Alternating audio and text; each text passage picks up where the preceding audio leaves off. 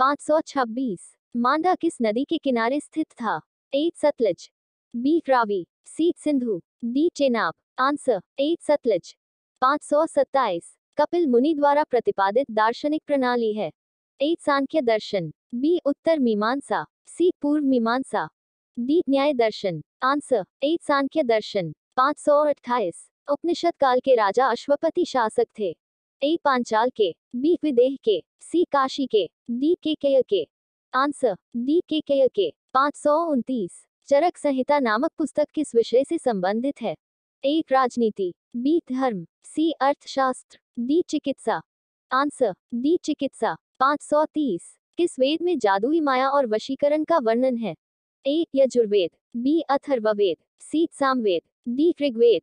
Answer B Atharvaveda. 531। Rigveda का कौन सा मंडल पुनर्तः सोम को समर्पित है? ए 7वां मंडल, बी 8वां मंडल, सी 9वां मंडल, डी 10वां मंडल। आंसर सी 9वां मंडल। 532। ऋग्वेद में सबसे पवित्र नदी किसे माना गया है? A Sindhu, B Shatudri, C Saraswati, D इनमें से कोई नहीं। Answer C Saraswati. 533। वह स्रोत जिसमें पाटलिपुत्र के प्रशासन का वर्णन उपलब्ध है वह है? ए दिव्यावदान, बी अशोक के शिलालेख, C Indica, D Arthashastra. Answer C Indica. 534। Ashok के शिलालेखों में प्रयुक्त भाषा है?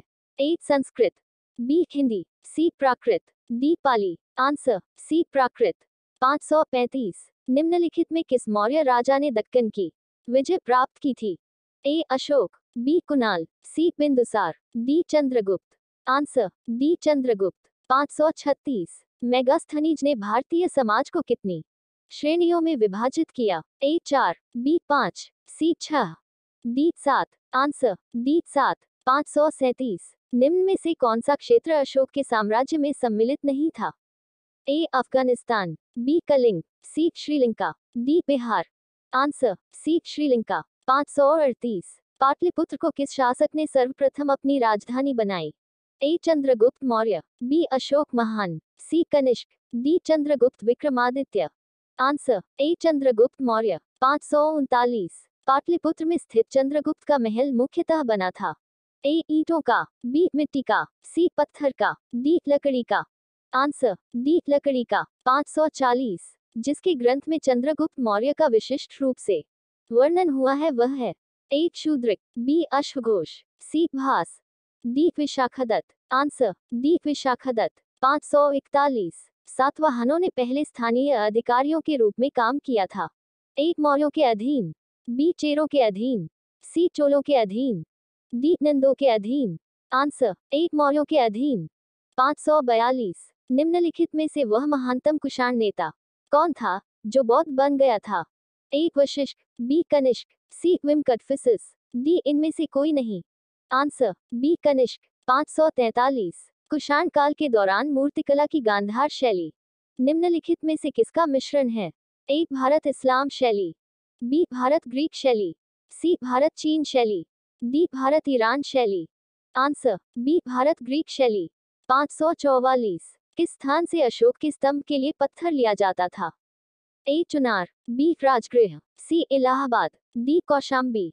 Answer A Chunar. 545। सर्वप्रथम रोम के साथ किन लोगों का व्यापार प्रारंभ हुआ? ए कुषाणों का, बी तमिलों एवं चेरों का, सी वाकाटकों का, डी शिकों का। आंसर बी तमिलों एवं चेरों का। 546। निम्नलिखित में से कौन कनिष्क के बौद्ध होने के लिए उत्तरदायी है? ए वसुमित्र, बी अश्वघोष, सी Nagarjuna, D Banabhatta. Answer B अश्वघोष। 547। किस संगमयुगीन राज्य के संरक्षण में 3 संगमों का आयोजन किया गया? A Chera, B Chola, C Pandya, D Pallav.